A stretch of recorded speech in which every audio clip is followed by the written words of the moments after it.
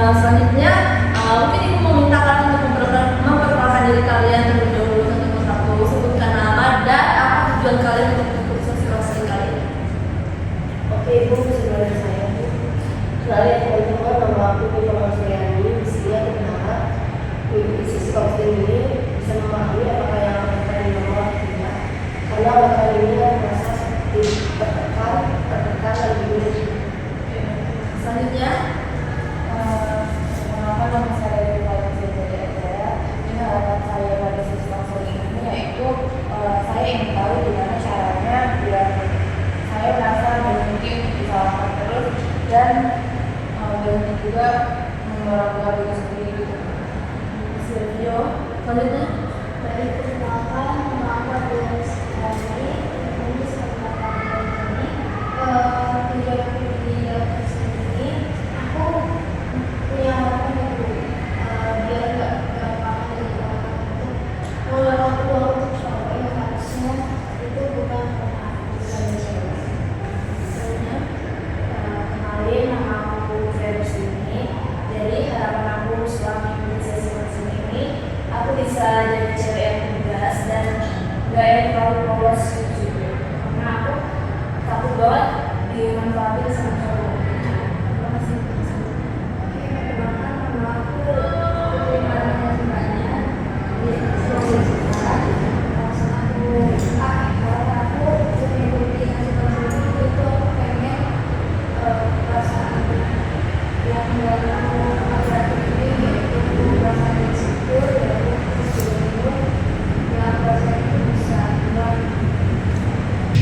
Oke, baik. Terima kasih ya teman-teman semuanya sudah menyampaikan apa harapannya dari sesi konseling ini.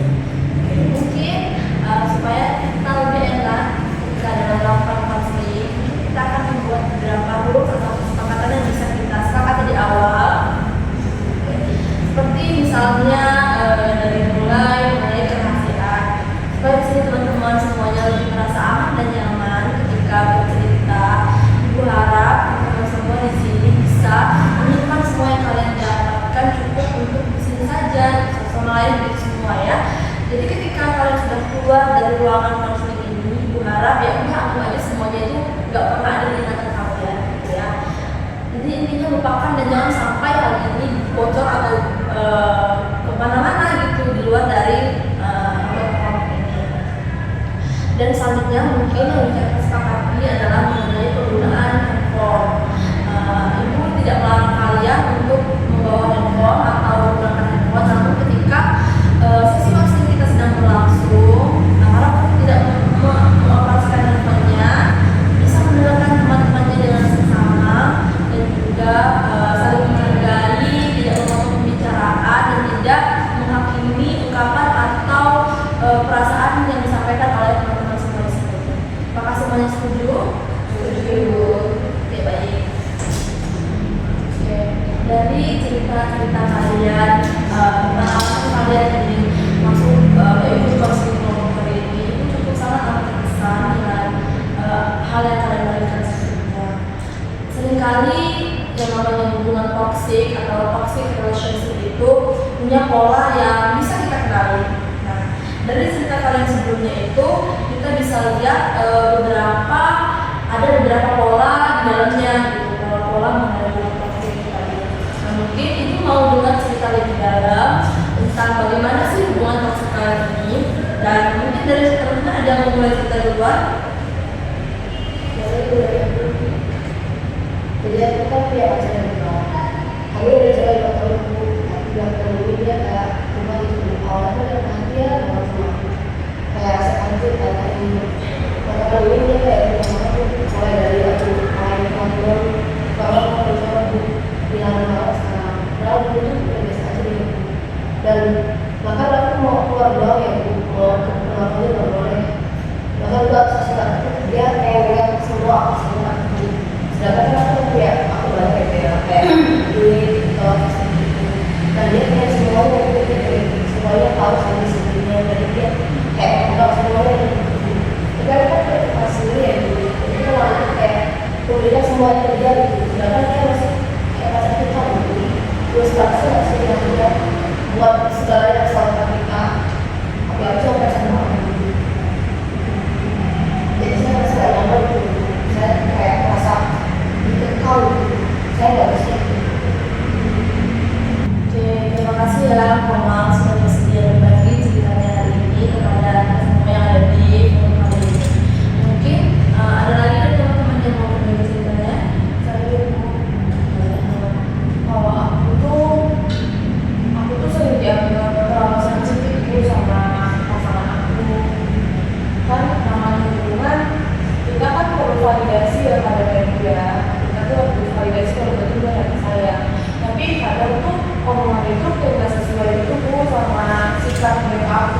bilangnya sayang sama aku, tapi kadang sikapnya tuh kayak tidak mencerminkan itu.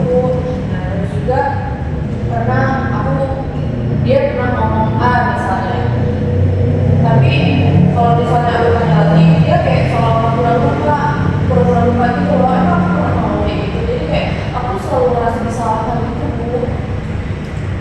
Terima kasih ya Rio ceritanya. Selanjutnya teman-teman dari sebelah sini mungkin ada yang mau berbagi. Jadi itu aku itu jadi kan aku sebagai cewek ya harus kebanyakan misalnya kalau kita jalan gitu kan biasanya bayar cowok, ini yang bayarin cewek Bu. Kayak aku selalu kayak jadi wisma dia gitu kan. Alasannya tuh kayak aku belum membantu diri, tapi dia ngajakin jalan juga itu Bu. Jadi kalau nggak mau aku kan kayak nah aku di situ kayak masih capek banget, kayak saat sih lo kayak gitu bisa dia nggak pernah apa ya ngasih feedback kayak gitu, kayak ngasih dia gitu apa kayak gitu apa kayak dia. Nah situ aku gitu gimana caranya aku bisa keluar dari hal itu, kayak susah banget Bu mau keluar dari rumah itu, tapi aku masih berani banget tapi saya belum dia, tapi dari kayak gitu gimana ya. Terima kasih ada sudah bersedia berbagi ceritanya kepada kita semua di sini. Dan mungkin selanjutnya ada lagi yang mau bercerita.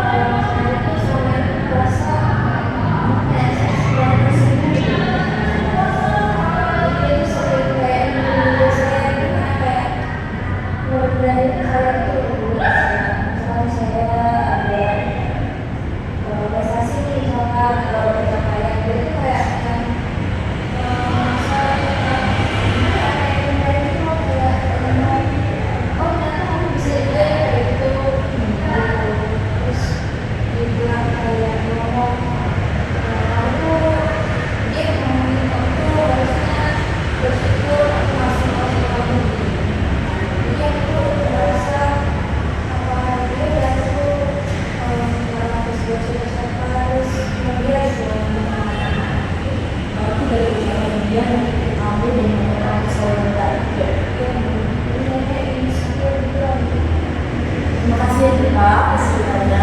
Mungkin selanjutnya bisa Putri. Dulu saya udah sama saya selama 3 tahun. Nah tapi selama 1 tahun terakhir ini saya merasa kayak kalau saya berubah gitu Bu.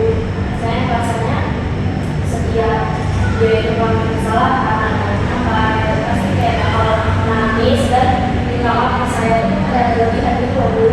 Tapi karena saya cinta yang kayak tulus gitu loh bisa dia, jadi saya tuh mau maafin dia karena biar dia tuh bisa melihat saya tuh tulus maafin dia dan dia tuh mau berubah lagi ke depannya. Cuman kok selama ini tuh jadi keterusan gitu loh Bu, dia ada selalu melakukan kesalahan terus nangis terus ujung-ujungnya minta maaf tuh sampai yang bisa saya maafin gitu Bu. Jadi saya rasanya kayak gimana ya Bu, jadi kayak aku tuh merasa kalah gitu loh Bu dalam bukan yang kalah gimana ya Bu, cuma kayak dia tuh pengen menang sendiri terus ujung-ujungnya jadi aku yang jadi korbannya gitu sih Bu. Jadi pola ke belakang dari hubungan toksik yang teman-teman rasakan di sini semuanya beragam dan berbeda ya. Mulai dari koma yang sini kita bisa bilang adalah pola isolasi dan kontrol yang gimana ya, pelan-pelan korban ini tuh dijauhkan dari orang-orang yang mendukung dia atau orang-orang yang dia sayangi gitu. Kayak teman tadi kan pacarnya ngekang gitu, nggak boleh kayak ngobrol sama teman apalagi sama cowok. Nah jadi di sini itu kamu juga kayak seolah-olah kamu bergantung sama dia gitu ya.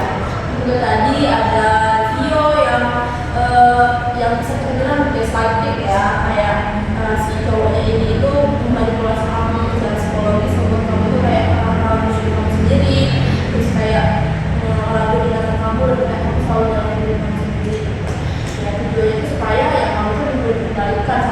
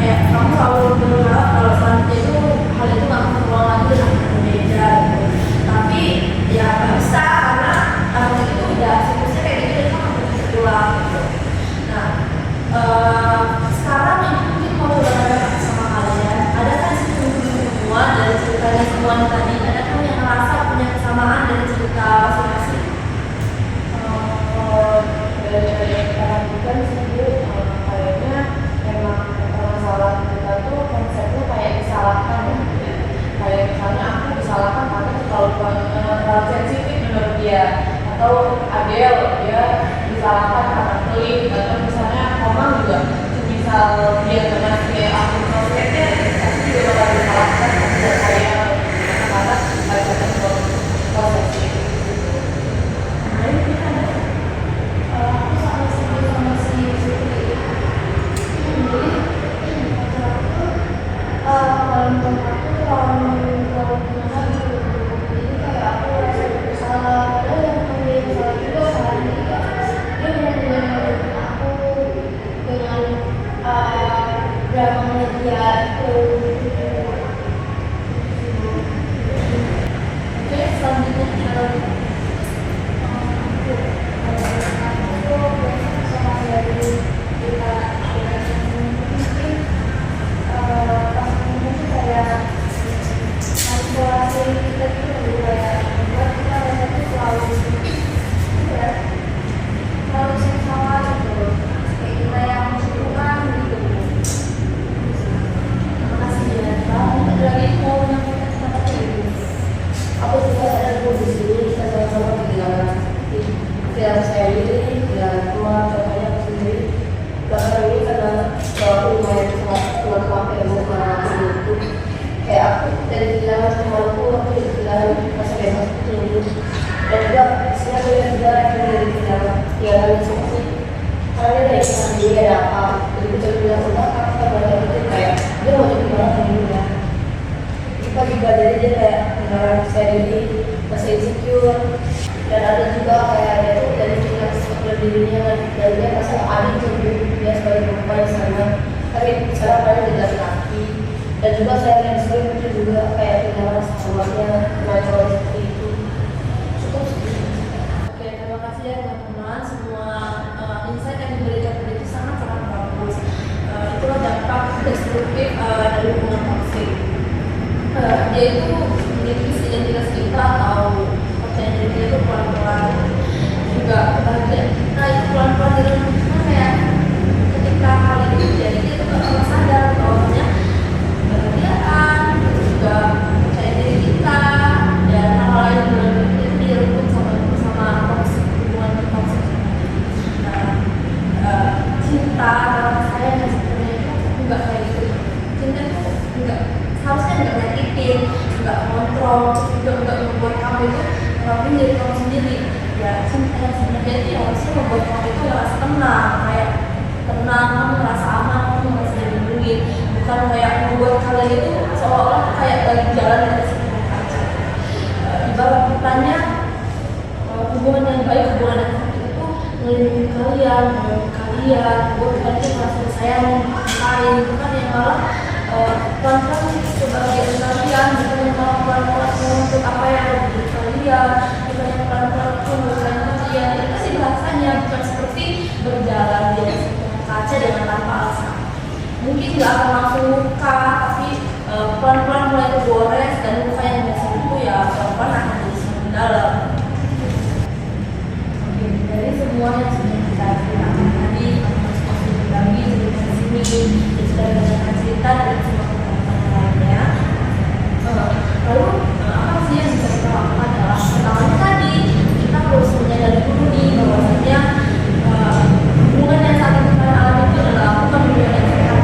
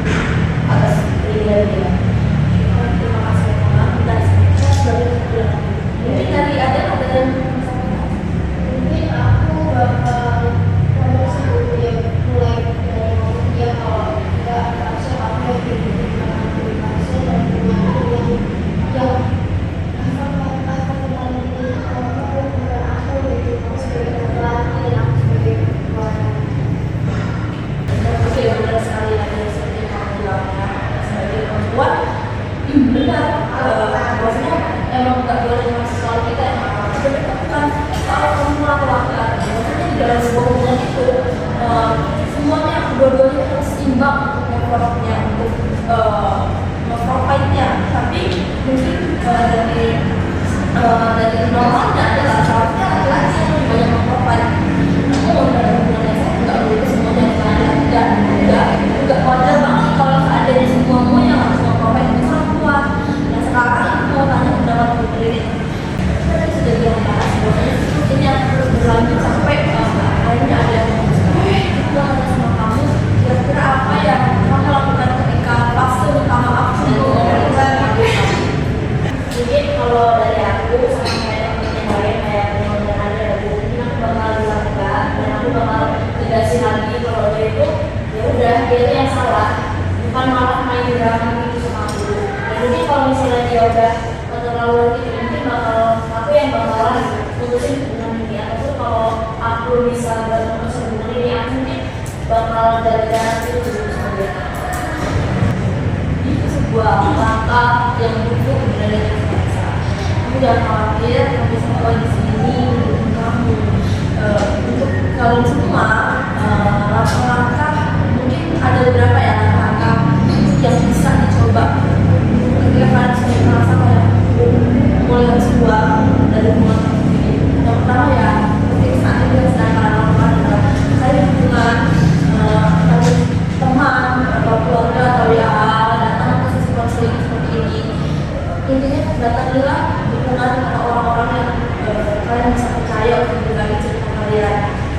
Dan juga yang paling utama adalah kalian harus bisa belajar membebaskan diri kalian sendiri. Lakukan tadi hobi kamu, dekati tadi teman-teman kamu, dan juga beli bantal yang kamu sukai. Intinya prioritaskan diri kamu dulu dari segala-galanya. Lakukan hal-hal yang sebelumnya membuat kalian senang sebelum kalian masuk ke hubungan ini. Juga mungkin kalian jaga-jaga aja bisa buat yang namanya itu rencana keamanan, terutama lagi untuk kasusnya Putri sama orang Nadia.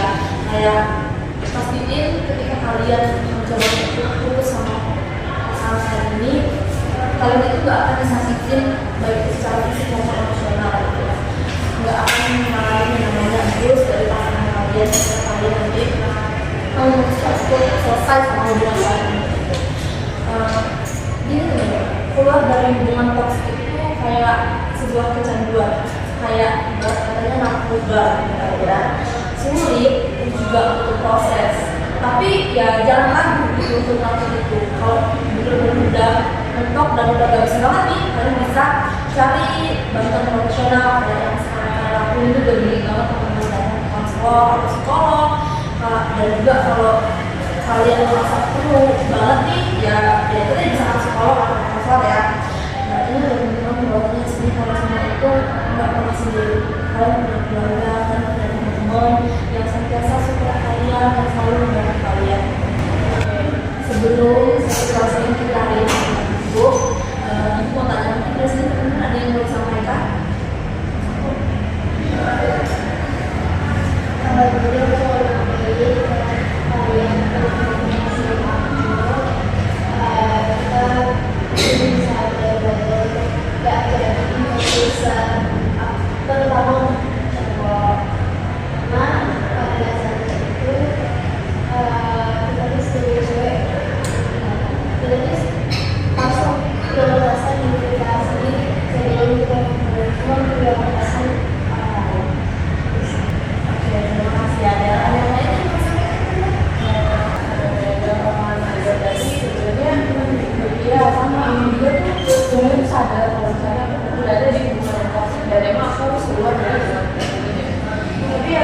Kadang semuanya tuh suka kalah sih sama keseharian tuh kita gimana juga. Jadi kalau ini tuh sering buat keluar gitu. Terima kasih untuk insight yang diberikan dari sesi kita ini. Karena bahwasanya kita punya kepala kelompok, bahwasanya kita tahu bahwasanya kita di sini tuh nggak sendirian. Sekali lagi ibu bilang sama kalian, keberanian dan kepercayaan kalian sama teman-teman semua yang ada di sini. Kalian berani bercerita